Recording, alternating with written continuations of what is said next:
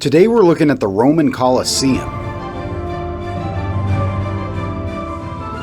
Hello, welcome to the Daily Bellringer World History. Please don't forget to subscribe and take a look at the questions down in the description. Also, don't forget to check out dailybellringer.com where you'll find more resources that go with many of the Bellringer videos.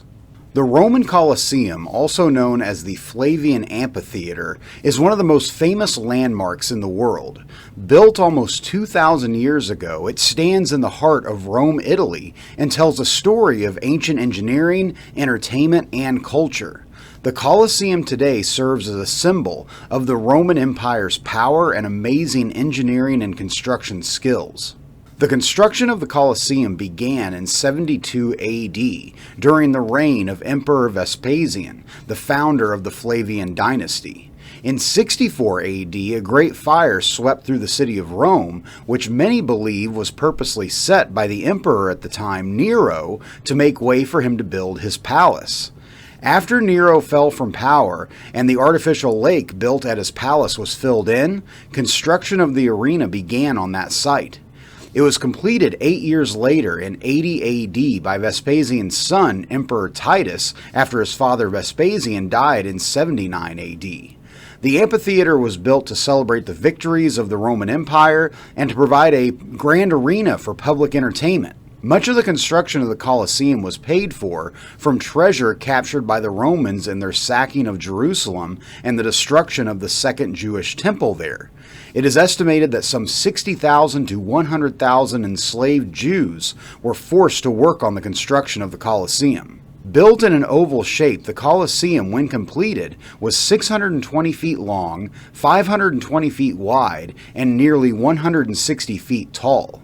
The Colosseum was made primarily of concrete, travertine stone, and tuff, a type of volcanic rock. Roman engineers used advanced techniques to ensure the structure was strong and could hold up to 50,000 spectators. The design included arches, which made the building both sturdy and beautiful. The outer wall had 3 levels, each with 80 arches on each level. The interior of the Colosseum had 4 levels, with seating arranged according to social class. The wealthiest citizens sat closest to the arena, while the poor and slaves sat at the top. Additionally, men and women did not sit together, as women were relegated to the upper levels of the arena.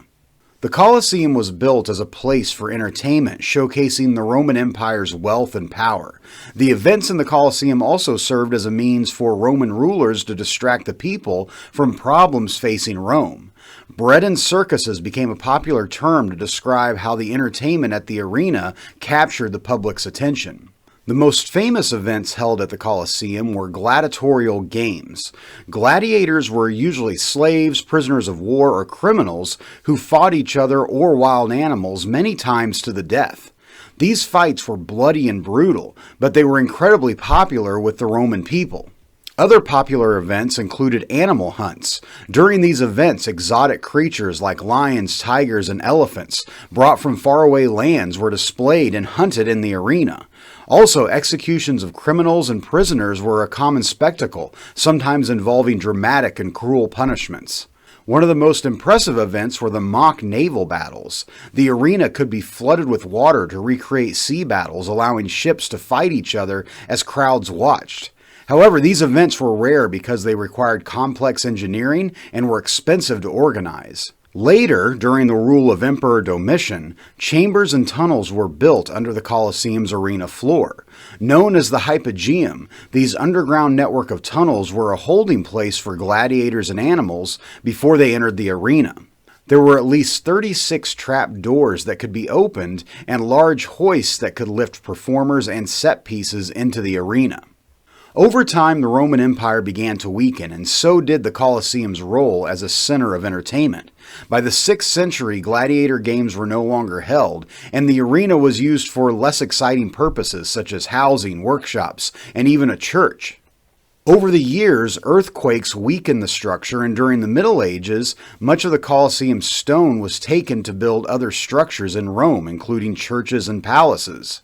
Despite this, the Colosseum remained an important symbol of Rome's glorious past. By the Renaissance, people began to see it as a valuable historical monument rather than a source of building materials. Today, the Coliseum is one of the most visited tourist attractions in the world. Millions of people come each year to walk through its ancient arches and imagine what life was like in the Roman Empire. So, with that, hopefully you learned something, and thanks for watching.